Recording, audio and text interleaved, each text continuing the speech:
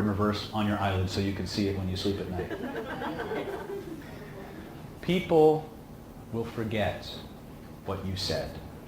Many times they will forget what you did. They will never forget how you made them feel. Okay? Every single one of you in this room is not here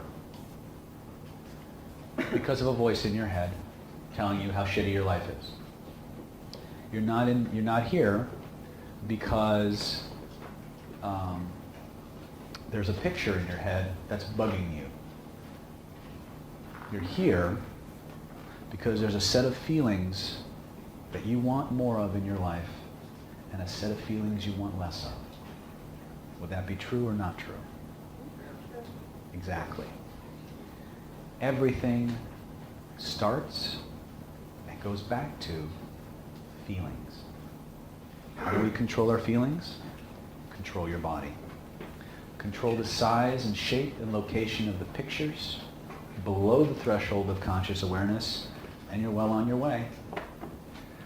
Then we have to be, now that's being self-aware. That's becoming aware of how our minds and bodies create our feelings and our experiences. But we have to take that awareness and we have to direct it outward. We have to see the people around us differently. We have to sort for different kinds of information. Information that has always been there. But because we're in our head, we're looking for our own checklist, we don't see them. How many people here have ever heard of a show called Lie to Me? Okay, if you haven't, go to Amazon, rent every season, curl up with a good book for the next 60 days, and go through every single one. And then when you're done with that, go look up Paul Ekman at pauleckman.com. Paul Ekman is the world's leading authority on emotions and facial cues. Okay? He's also co-written several books on emotional control and various topics of managing emotions with the Dalai Lama. Not a bad guy to talk to about managing emotions, if you want to be a monk. Book I'm referencing, I'm going to tell you to go pick up, is called Emotions Revealed. The one he wrote with the Dalai Lama, I don't remember it off the top of my head. But the one I want you guys to get is Emotions Revealed. When I do my lie detection workshops, when I do my attraction and relationship workshops, when I do my law of attraction workshops, my manifesting workshops, you'll always hear me reference this book.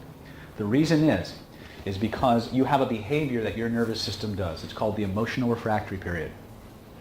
Okay? Not to be confused with another kind of refractory period. Oh, we got serious all of a sudden. Pull the stick out! What stick? In that book, Ekman defines a behavior known as the emotional refractory period. Let me ask a question. How many people here have ever been in an argument with somebody? Cool. How many people here have ever been in an argument with somebody? They resolve the argument. And then, for the next 10, 15, 20 minutes, anything you say pisses them off again. It's like, he knows exactly what to say to piss me off. Don't you hate that shit?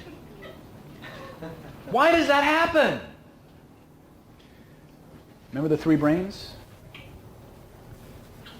When you experience an emotional shift, your nervous system changes. Okay, it starts at the reptile brain, goes to the emotional brain, and goes to every other part. What happens is, each of those emotions that you have is like a little life form.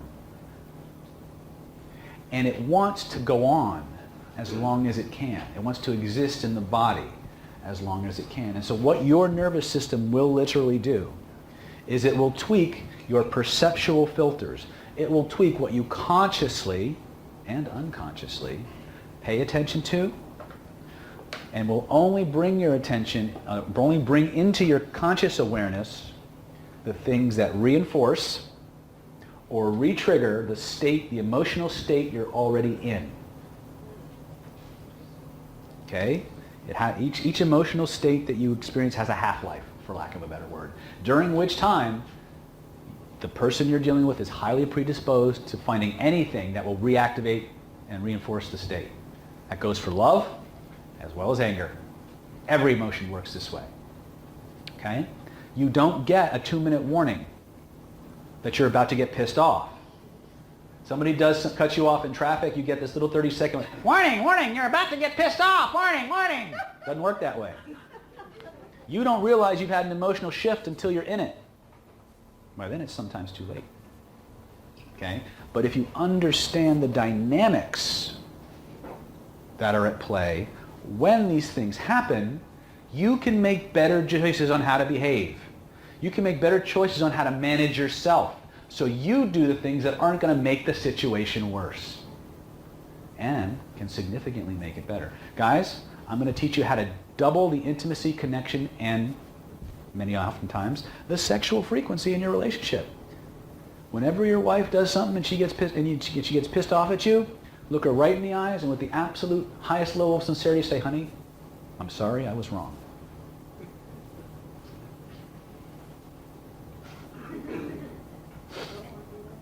Okay? We're going to get into the dynamics of arguing in a minute, but by and large, that'll go a long way. Okay?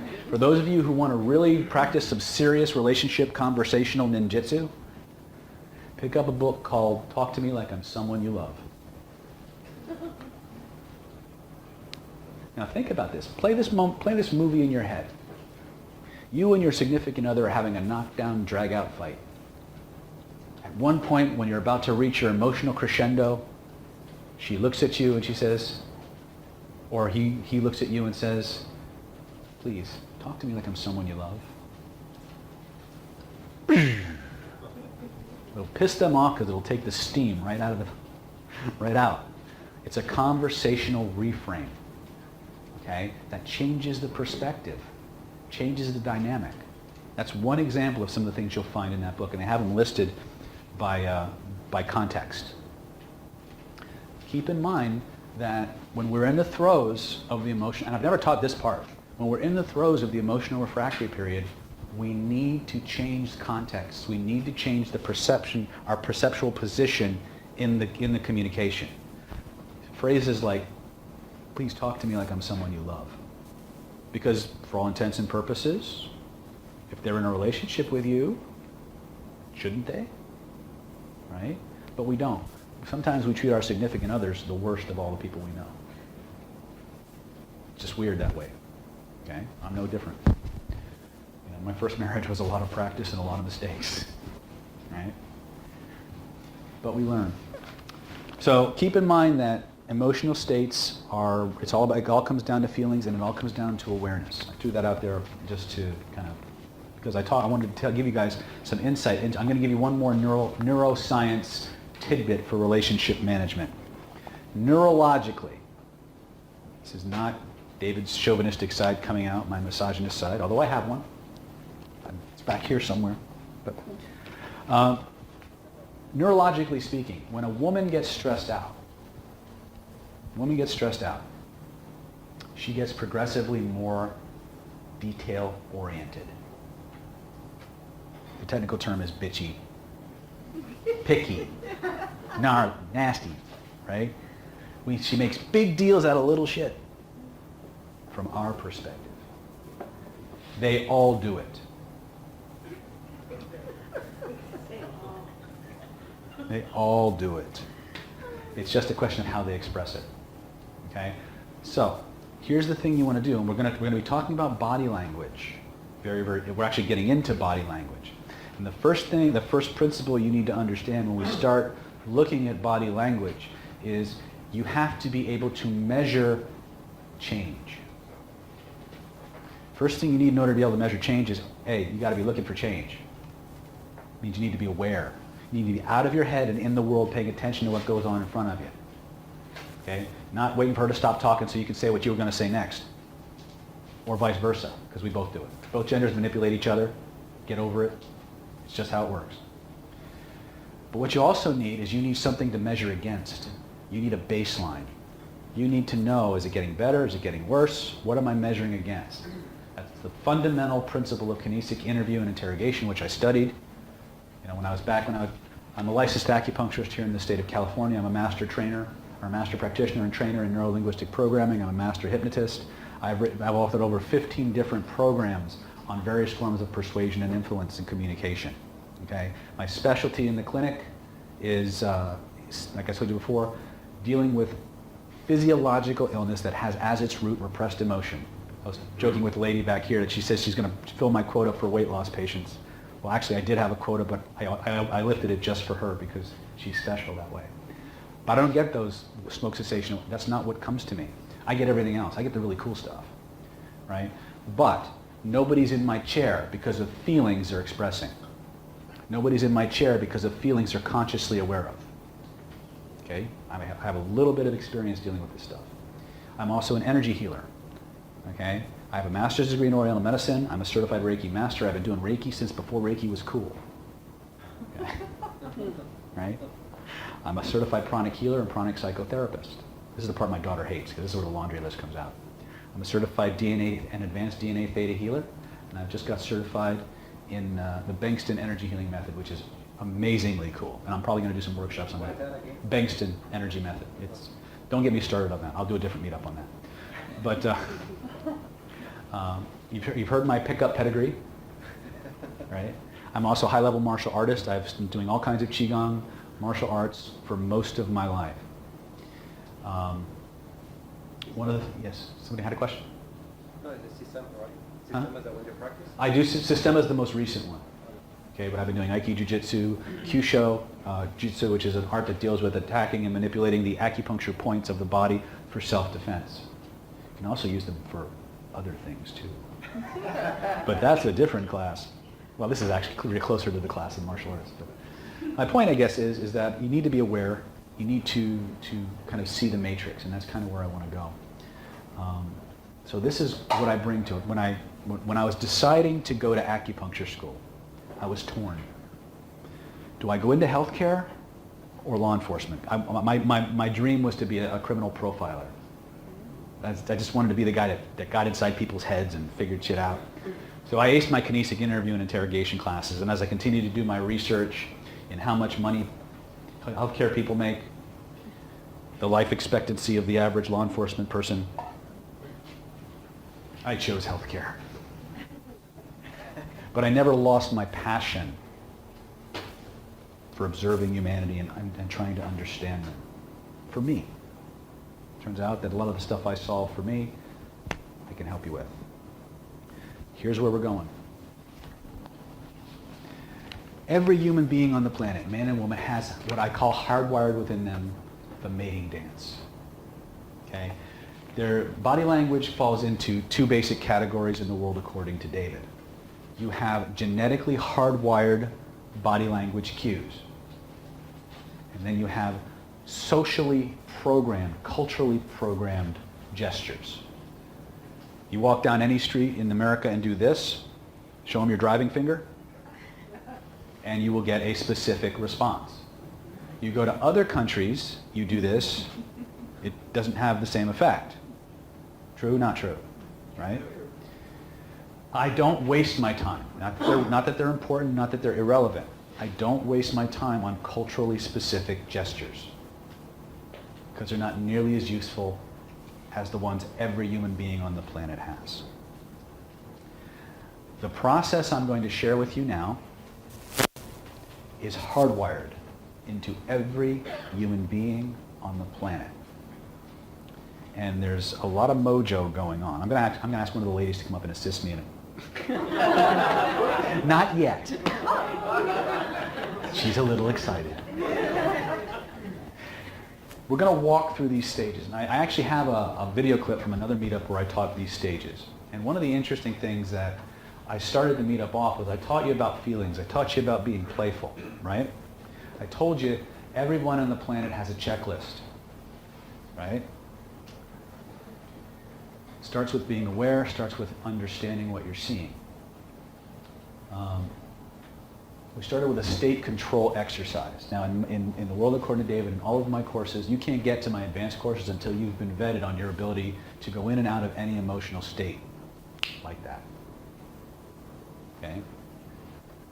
I gave you a little tiny taste of it. We have a 3-day attraction workshop coming up. We will go very, very deep. into that. Okay? But when we assume a certain physiology, the brain pays attention. We go into the feeling states, we go into the perceptual filters, that emotional refractory period I talked about. Remember I said, when your emotional state changes, your perceptions change. You ever try to talk somebody who's in love with somebody out of it? Right? You ever try to point out all the flaws that that person has? Bing, bing, bing. Not so much, right? Welcome to the wonderful world of the emotional refractory period. For those of you who may not be able to relate to that, I'll ask you I'll give you another quick example. How many people here have ever bought a car? Cool. How many people here actually bought a new car? Like really new? Oh, I got to teach you guys how to make more money. Okay. But maybe it was new for you, right? That's me. It's new for me, right?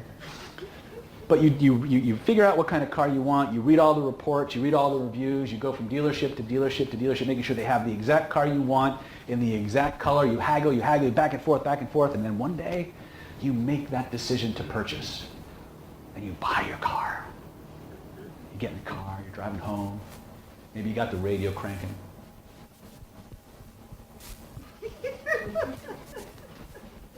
And you look around, and every motherfucker on the planet bought the same car on the same day. What's up with that? Emotional refractory period. Okay? I used to play a game called Punch Buggy. You guys remember that game? That's where you get to honestly beat up your friend. You drive around in the back seat looking for all the Volkswagen Beetles, and every time you saw one, you saw it before your friend did, you get to smack them. And for the next 20 minutes after that game's over, you're seeing punch bugs everywhere, right? Slug bug, right? It's the same process. What we see, our reality, the things that we pay attention to, the things that we ignore, are based on our emotional states. If you want somebody to see only the best in you, put them in a really freaking good state. Right? But there's a flip side. If I can put you in a certain physiology for a long enough period of time, you will go into the feelings. And the interesting thing, and I'm front-loading it because I don't know if it'll happen this time, but one of the last times I demoed this, I had a lady up, and we're talking about the 7 stages. I call it the mating dance. And as you watch the video, you systematically see her falling in love with me. As we're describing and discussing each of the body language positions. And every female in the audience was cheering for her. One of the ladies says, "This is the best chick flick I've seen in weeks." Right? My point is that we have a feedback loop between our emotions and our body. We can use one to affect the other. If you're one of those people who suffers from chronic depression, look at the physiologies and the postures you spend the most time in. I guarantee you rock your shoulders back, you put your head up, it's impossible to stay depressed. But we sit in cubicles most of the day, we drive for a living, so we're kind of like this. What's the body language of depression? Who knew? It's right in front of you the whole time. Nobody showed you. You weren't paying attention to it. So if you want to come on up. And I need two cups. Can someone give me 2 cups, please? Phyllis, you can sit. Am I going to fall in love with you now? You're already in love with me. You just haven't realized it yet. How did you know? Me! It was a clue. What's your name again, sweetie? Yelena. Yelena. Oh, I love that. It's so Russian. Is it Russian or? Belarusian. Belarusian. I stand corrected. All right. So, if I go to Belarus and I'm sitting in a bar, this will work. If I go to Mexico and I'm sitting in a bar, I'll need a machete and an M16, but it'll still work.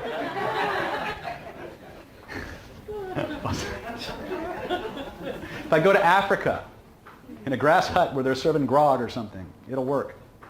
Why? These processes are hardwired into us. So there are 7 stages. I call it the mating dance. They are body language stages that take you from stranger to intimacy. Once you understand them, you can look at any couple, understand their posture, and orientation and know what stage of the relationship they're at on their way from stranger to intimacy. Once you understand it, you'll know what to do when. Because this is where guys screw everything up. Not because they want to, but because they don't understand the psychology that drives this. In 80% of this process that you're going to see me acting out with Elena, well, we're not acting out, we're going to dissect it, and I'm going to explain it. 80% of the time, she's leading the dance. Okay? Now there's a few key things. Oh, I didn't finish that open loop about the pickiness part, right? The more stressed out a woman gets, the pickier she gets. Ladies, the more stressed out a guy gets, the more global he gets, the more vague he becomes. This is why you have these knockdown, drag-out fights. It's because you're getting really specific because you're stressed. He doesn't want to hear it. And he tells you, stop making such a big deal out of shit. Okay? The way you work with that is you have to calibrate a baseline. You have to know what the average pickiness level of your spouse or significant other is and calibrate the change. And if you notice a level of pickiness going up, you'll know right away that they're more stressed without ever having to say anything, and you can change your behavior accordingly. None of this information is going to do you any good unless you do two things. Pay attention and do something different. Everything I teach comes down to that. Okay? Pay attention, pay attention, pay attention. Now, the first thing that's going to happen when we go to approach, once we get past our terror of approaching another human being, face forward, please.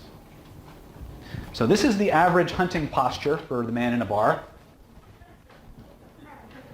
Right? She's sitting there. I've never done bars. I don't go. It's Me my either. first time. Oh, first time? Yes. So then she's more. Right? But the average, now again, we're going to talk about some fundamentals. If you can imagine that if two people are back to back, these are their backs, they're back to back.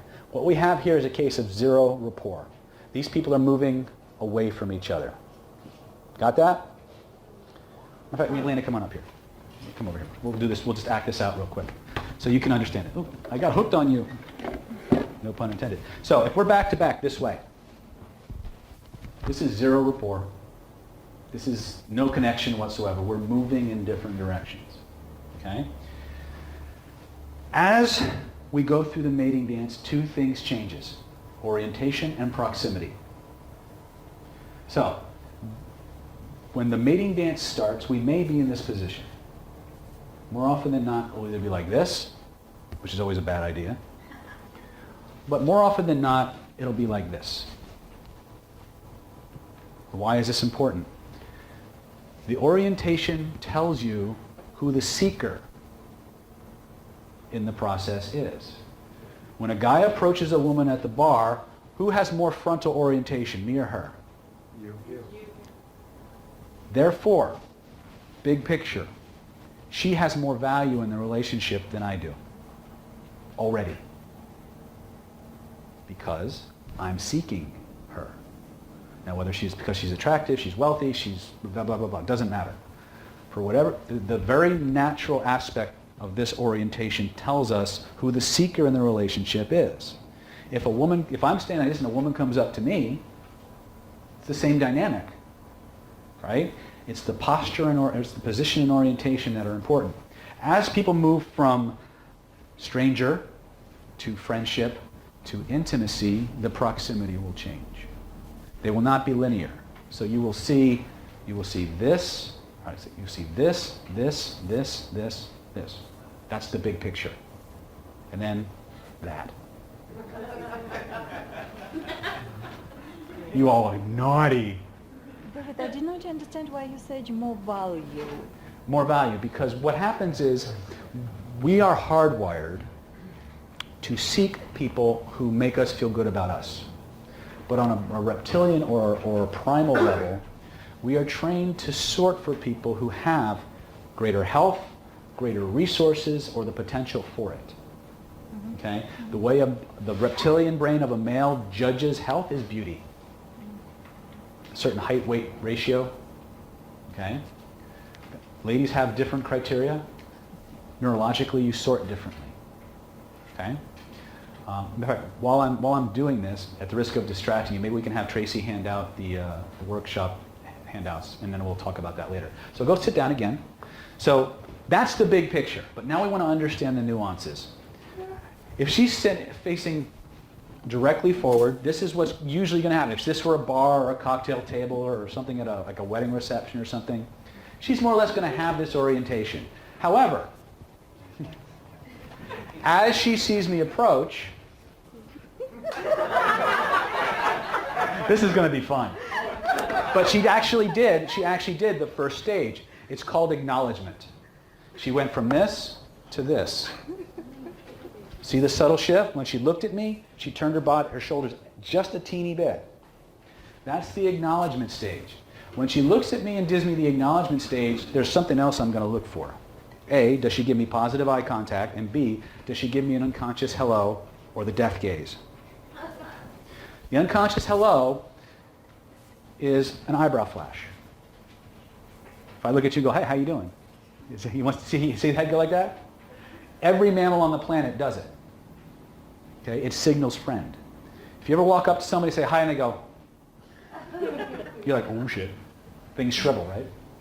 But when they walk up to you and go, hey, how you doing? Or you go up to them and they go, hi, how you doing? And they go like that back, you feel better. It's unconscious. It happens in a fraction of a second. It's a micro expression that all mammals share.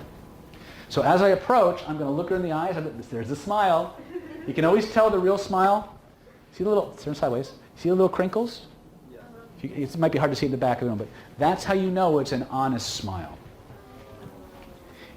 And trust me, this is a big one. You walk up to a woman and she goes, hi, how you doing? She's either had way too much fucking Botox, or she's just pretending, brother. When you make an approach, when you approach anyone, the first thing, man or woman, doesn't matter, the first thing you want, the first thing body language cue that you look for, positive eye contact. Positive eye contact has to be looking in the eyes, has to be a genuine smile. The genuine smile always has a Duchenne, what's called a Duchenne smile. These little muscles in and around the sides of the face will crinkle up. Okay? That means, come talk to me. Doesn't mean I'm going to sleep with you. Doesn't mean it from guy speak. Doesn't mean I'm going to bang you like a screen door. No, it doesn't work that way. Right? It means, okay, come talk to me. Show me what you got. Right? Now, if she looks at me and gives me the death gaze, I'm walking towards her and I see this, there'll be a tendency to stop. You'll pretend things didn't just shrivel. Right? Guys, ladies, deal with it. You make a shrivel. It's just the way it works. Okay? You just do that and we're done. Right? But let's suppose that this is a very average, no offense, very normal interaction. As I approach, she's going to look at me. She's going to give me a slight turn. She'll probably smile. That's stage one. Means, okay, I see you. She's acknowledged your presence. Come and talk to me. If she gives you the positive eye contact and the honest smile, you're golden. Okay? The next stage, and again, and let me just, I'm gonna go through my notes so I don't miss anything for you. Is that okay? Thank you. Glad you approve. Actually, I just covered it all, didn't I? I'm better than I thought. All right. And by the way, the other thing you can add in there, if you're close enough to see, do her pupils dilate? But regardless of whether her pupils dilate when you approach, as you approach, now you notice I'm still in a relatively safe space. I'm not in here.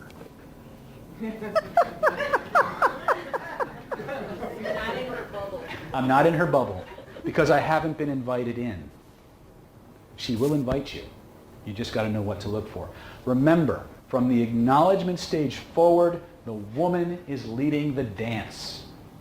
You got to get the cojones up to actually get to acknowledgement. You get acknowledgement, you go to stage two. Stage two is called the pivot stage. In the pivot stage, now let's say I have a drink. I'm going to be Joe Cool. Okay? As I move into stage, I'm going to set my drink. See what she did already? See how she moved her drink closer? Oh. Almost like I planned it. That's the pivot stage. She turns a little bit. She orients her drink a little bit closer. That's stage 2. So okay? if I did not like it, if I did not like you, it would be still here somewhere, right? It's more, yeah, more likely you would be more like, because remember what we said about the orientation? You can always tell if someone's into the conversation or not, or whether they're just fighting the urge to chew off a limb to get away. And the reason, yes? Is it the same for a guy? Like if she was the guy and you were the girl? Same dynamic? I'm going to say yes, Okay. but the man will still have to follow the lead. This is one of those things where nature has decided that this is the gender's job and that's what they got to do. Right? Now, if a woman approaches me at a bar, I'm more likely to turn and face her, and I'll probably rocket through the pivot stage really quick because I'm a guy and that's how we do it. Right? But a woman has got to have a few more barriers, no pun intended, barriers to entry than the guys. And it's important to understand this. Okay? There are many more social ramifications to her sexuality than men. Now, a lot of that's changing, but I'm going to be very traditional, very Humphrey Bogart, Red Butler-ish. Deal with that. That's just my generation. Yes. And by the way, guys, especially if you're under the age of 30, go watch those old movies. And you will be attractive like a rock star. Because our culture is systematically emasculating our men. And women are starving. Starving. Yeah.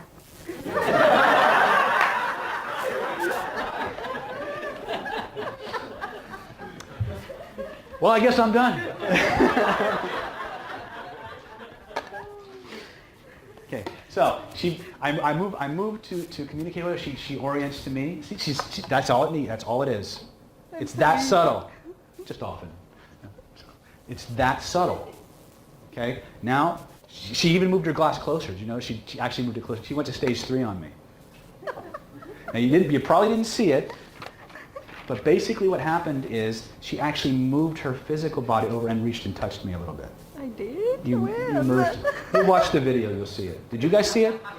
You guys saw it? Okay. So now, this is the key for stage 3. It's called the reaching stage. Now, in a reaching stage, you're going to see this come in a few different varieties. Sometimes she'll just move her drink closer. Sometimes she'll pick up her napkin, set it down, and as she sets it down, she'll move it closer. She'll adjust her handbag. She might adjust her sweater and move in. Here's the secret, guys. A woman will never make this obvious. It will never be accidental. But it may very well be unconscious. She will do these things and not consciously realize many times, like you saw Elena here. She didn't realize she did it. You have to. You have to be paying attention because it's the speed at which we recognize the cues that tells us how well we're doing, and the speed at which, ready for this, we do them back. That determines how fast you create intimacy, connection, and communication. Okay? It's all about paying attention, knowing the stage, knowing what to do. 5 times out of 10. 5 times out of 7, sorry, because there's 7 stages. It's just doing it back. Exactly the same way, at exactly, roughly the same time, give or take a few seconds. So you mirror. Yes. That's how your nervous system is wired. Watch 2 people who are in deep rapport, they're standing the same way. They're right next to each other. Oh, I'm glad I'm on video. Okay. But again, the whole point is that now stage 3 is critical because it's when you have the reaching stage that you start to have genuine attraction. Up until then, it can be curiosity, it can be politeness. But when you get reaching, that's the first sign that there's actual attraction being generated. Okay? You get to go to stage 4 next. And again, what you'll see, and again, if she has her drink, I have my drink, they'll just start to move closer and closer together. Right?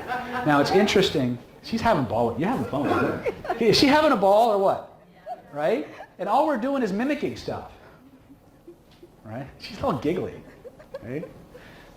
My point is that that's what we want to do. We want to match, we want to mirror.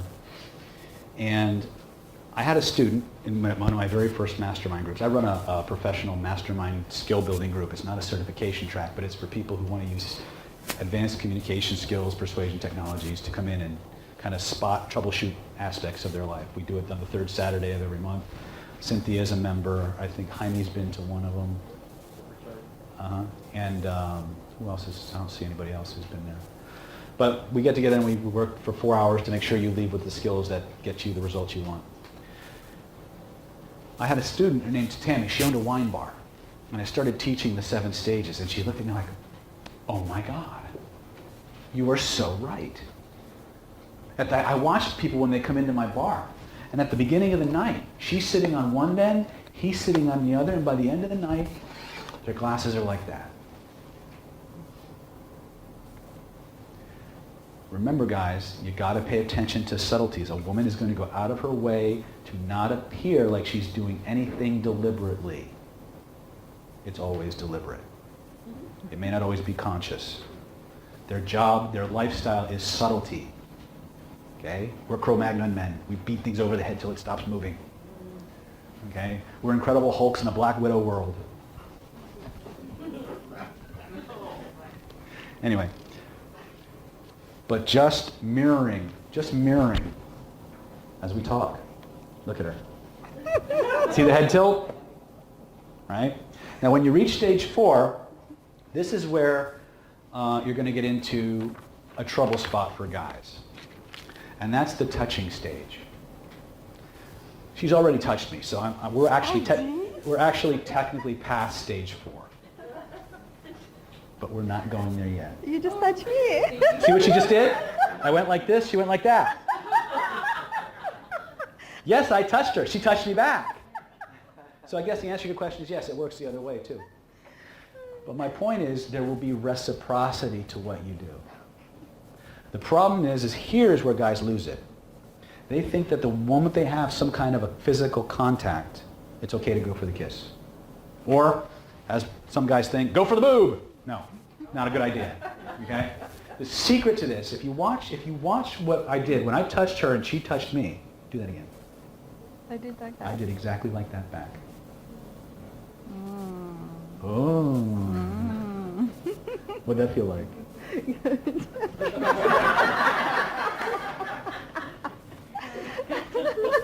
I like you.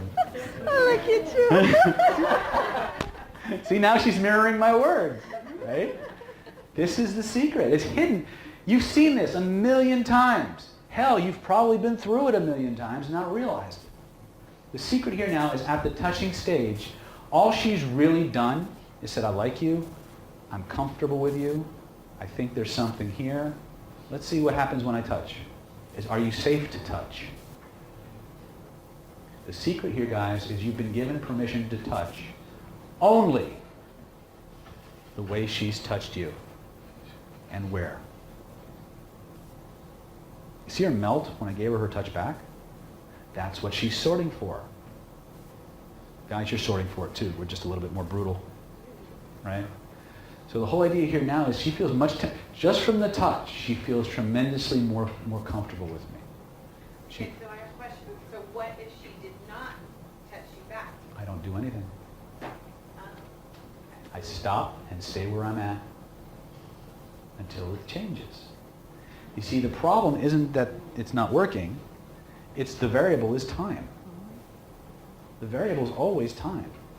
You may even notice you're going back down the arousal scale. You may notice at some point she actually kind of sits back and gives a little distance. Guess what happened? Should the guy ever touch first? Huh? Should the guy ever touch first? A lot of pickup artists will tell you to do that because you're trying to accelerate a natural process. I'll say no. Not at this point. There are ways that you can trick people into doing keynote. There's ways to alpha people. You see, the thing about social status is it gives us the ability to pass people's boundaries without as much resistance. And so when a pickup artist is teaching you to go for the touch, What they're actually teaching you to do is demonstrate authority in that person's world. Okay? And that's okay. That's a very, very powerful attraction generator. I don't want to go there because it can blow up in your face. Right? I want to make it idiot-proof. I want to make it safe. I know that if I happen to touch her, and it does happen by accident, that you brush her, and she brushes you or something like that, and she doesn't jump or whatever, or she mimics it back, we're connecting. We're going forward, right? But this is, again, where you'll see the next transition. But this is one of those places that, one of the times I was teaching a full hypnotic attraction workshop, I was walking through these 4 stages. I said, and now the woman's touched you, what do you do? And every guy in the place goes, kiss her! I said, no. It's no. It's not time. But this is the biggest sticking point. Guys try to touch too quick. They touch in the wrong place. And they think it's time to kiss. No. What you've been given is you basically have the acknowledgement, okay, I feel comfortable, relatively comfortable and safe with you now. The touch is to see what you'll do. Right? Sometimes a woman will drop a sexually explicit remark just to see what you'll do about it. Take sex off the table. You do this right, she's going to put it back on. Why? You're matching her criteria. You're matching her rules. You're figuring out exactly in her world what makes it okay to feel that way and about somebody and act on it. Instead of trying to ramrod, no pun intended, ramrod your criteria and what you want into her life and hope it fits. Right? You want to match. Key to the lock. She's going to show you exactly what to do. She's going to show you. Can't not happen. And you may stay at the reaching stage for 10, 15, 20 minutes. You may rocket right through them. I guarantee you, if you're aware of these stages and you do them properly, you will move through way fast. Yes? How does a handshake fit in there? A handshake, you have to, again, same principle. If she's shaking your hand, it's a very formal thing, right? I watch groups all the time when strangers meet, and boys and girls don't usually shake hands unless there's some kind of a formal thing going on, right? Business, Yeah, so there's an aloofness there, right? But once you get in the conversational dynamic, this stuff will start to happen. It can actually work in a business context as well, even if it's not a seduction. As somebody feels more and more comfortable with a client or with a coach or whatever, these stages will start to manifest to a greater or lesser degree. The seduction continuum, the movement from stranger to complete intimacy, is the model of all social interaction. We start at zero rapport, not having any connection whatsoever, and we seek connection. Right? That's the model. Whether it's a sales interaction, a teaching interaction, we got to connect. Human beings are hardwired to search for connection, and it leaves cues, it leaves indicators. It's just our socialization, our level of preoccupation. We don't see the matrix, but we are the victims of it. Okay? I'm teaching you to see the matrix. That rabbit hole goes really deep. But if you just did nothing but take the playfulness aspects I'm sharing with you, and understanding 60% of all approaches are initiated by females, and they're going to do it by proximity.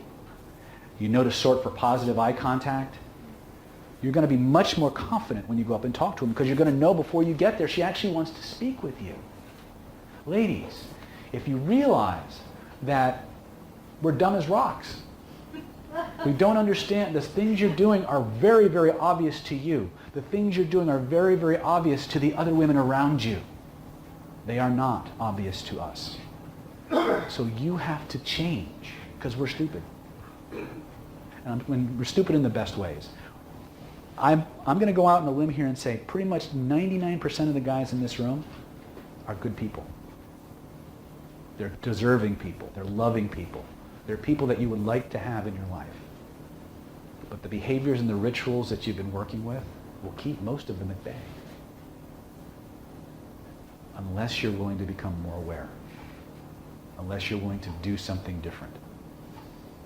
And it starts with just understanding, learning to see, and being willing to do something different.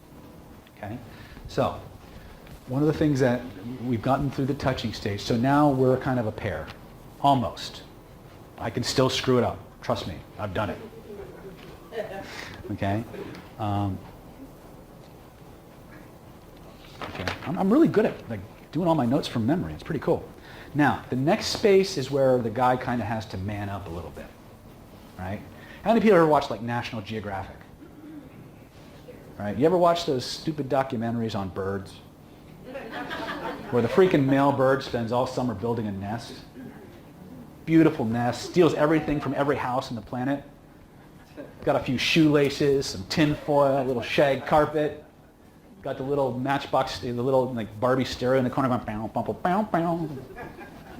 So what does he do? He hangs out outside the nest, right? Waiting for Barbie bird to come scooting by. What does Barbie bird do? Does she go rushing right in and move in? She goes, no, let's see what you got. No, let's see. You got a bathroom. That bedroom looks kind of big. What do you got in mind, boy? The kitchen's not bad. You know what? Oh, wait. Is that a Mercedes in the garage? And she moves right in.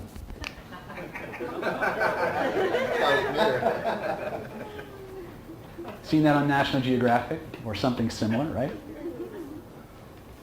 Anybody here ever remember those old 1950s movies? Probably not. You're not as old as me, right? But you know how they spoof the old dating scenario? Guy takes his girl out to a movie for the first date, and they're walking down the aisle. They sit down, they got the popcorn, the movie goes down. She's like, please. And she's like, right? Oh my God. I couldn't telegraph it anymore. See your move? It's called the snuggle space. What do I do at this point? This is where you have to man up. This is where you create a space. And she either moves in or she doesn't. Look at her. She's actually, you're fighting it, aren't you? What? You're fighting the... How did he know? She's actually fighting the urge to... No, I'm not. No, you're not. No. See, you're blinking? That's a lie. But that's one of the few points in the process where the man has to do something different. If I create the snuggle space, she moves in, we're off and running. Now, she's basically said, okay, I'm with you. Yes? Oh. No, I'm any touching is incidental, but basically all I'm just creating a space and seeing how quickly or how slowly she moves into it. She may not move into it very fast, which means she's not ready. Doesn't mean you take it away. It means you continue the conversation. Now you notice most of the time I'm spending talking to you, but what happens when I actually focus my attention?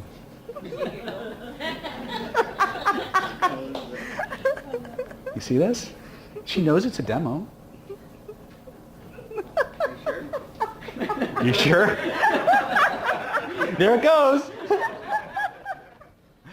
The snuggle space. This is where you got to man up. Okay? And this is what actually shows you're the right kind of alpha. Okay? Because you're socially aware. You're socially adept. That gives you status in her eyes. Okay? Okay, we're coming in on 9:30. I got to rush a little bit, I guess. Next phase, and she started to do it. It's a little rough because of the way the table's set up. So just stand up for just a second, sweetie. No, on the floor, yeah. So I'm going to give yourself a little bit of room. So just sit back a little bit. Now, what will happen here is once we're back in the snuggle space, well, she's right there. What will actually start to happen now is her orientation will start to change. It will? It will start to move this way. This would be the minor synchronization stage. Now what will also happen here, she's like jumping up and down under the table. If I take a drink, she'll take a drink. Or she'll try. Right? If I adjust, or she'll tend to mirror and mimic my movements, but we're almost facing. She's actually still a little bit more forward because of the orientation. Probably would That's do right. like something You're like not doing it that. wrong. Yeah, that's exactly right. See how we're almost facing one another. This is minor synchronization. Minor synchronization. Okay, if I were sitting, we'd have the same basic physiology, and almost face to face. Okay. Now I'm in the snuggle space. We're here. See how she wants to turn, right? And now she wants to go to stage 6 or stage 7. And now the disco music plays, and that's full synchronization. And at this point, at pretty much any point after the snuggle space, it's a little bit of a judgment call, when to go for the kiss. But what you look for, massive pupil dilation, head tilts. Okay, the lower lip will protrude like Angelina Jolie on whatever that is they put in there. Okay, this collagen shots. You'll see this pouty look. She'll tend to look at your lips, by the way, too. These are all things that let you know it's time.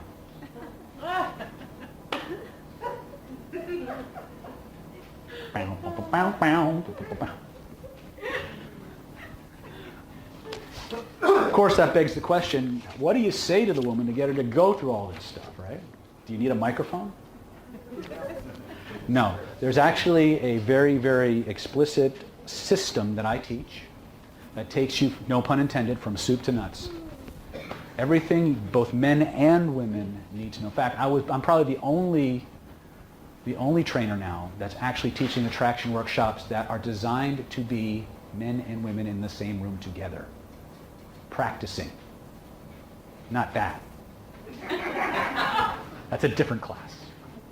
But what we got coming up, February 6th, 7th, and 8th, just in time. You think? February 6th, 7th, and 8th, we have a 3-day rapid attraction secrets workshop. We're going to take you not just through these 7 stages, we're going to teach you exactly how to approach, how to be approached, how to make sure that the image that you're sending out matches the one you have inside, how to interpret the body language of the opposite sex so you know what those gestures mean, so you can make the best decision possible. We're going to teach you 2 separate conversational frameworks that will generate attraction in a man or a woman in 20 minutes, in as little as 20 minutes, and keep them hooked on you for as long as you want. And that's just the beginning of what we're going to do. Okay? It is not fair, but all's fair in love and war. Right? And the beautiful part is not only will you get all your crap handled, because I'll show you how to blow out limiting beliefs, I'll show you how to get all those pictures in your head of the people who broke your heart and left you to die. I'll show you how to get rid of that shit once and for all. And we'll go even deeper into how to make sure that the image you convey, your personal branding, you'll have more confidence, you'll have more awareness, you'll have more understanding. You'll learn how to become the most fascinating person in the room. Now, if you look at your Rapid Attraction Sheets workshop, which I don't have, so I'm just going to, by the way, give Yelena a big round of applause. She was wonderful. It's okay for you to be on video, right? Yeah. Okay. You asked me after. Question. So the situation in the bar, Mm-hmm. and a woman doesn't like approach her. Which is a polite way to kind of like get rid of Depends it? on the degree of the interaction. A lot of times you can go, oh, there's my friends. I have to go. You can say, you know what? This is a really great conversation. Let's continue it. Give me your email. Now, why? Because you want to turn the guy down, but you don't want to destroy his self-esteem. Like, most guys are nice guys. Most women are nice women. They don't want to be bitches, but they don't have any other choice because they don't know anything different. So find ways to say no without destroying their self-esteem. You want more guys to approach? Don't destroy them when they do. Right? And it's not that you mean to do it.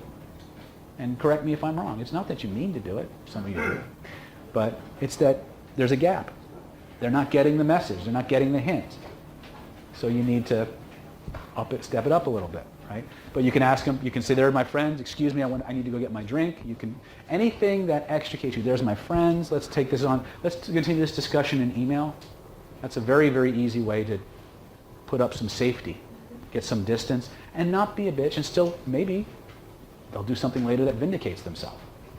You know, little things that you can do. Does that help? Yes. Okay. Thank you. Elena. Give me a round of Thank applause. you. Big round of applause for Elena. So yeah, normally what I do when I'm creating a workshop or a product line, I do a lot of business on the internet. So you guys are my guinea pigs. I test a lot of things. I see the results that people get, and we're getting ready to launch the Rapid Attraction Secrets program on a much larger scale. And when we do, that program is going to be $2,000 for the same 3 days. So what I'd like to do, because you guys are my friends, because you sat through my amazingly boring conversational persuasion, I'd like to give you guys a gift. You'll notice if you look all the way down at the bottom of your sheet, it says, yes, David, enroll me today for the special, and again, save $200, you get the entire workshop for $750. I'm going to go one better. Nah, maybe I won't. Here's what I'm going to do. Anybody who sees Tracy tonight and enrolls in that workshop, February 6th, 7th, and 8th, you get the entire 3 days, the entire training, and I trust, and there's a couple of guys here. Jim just been through it. Steven has just been through my Beyond Hypnosis personal. They'll tell you, it's intense. The things they come out, you'll wind up with superpowers.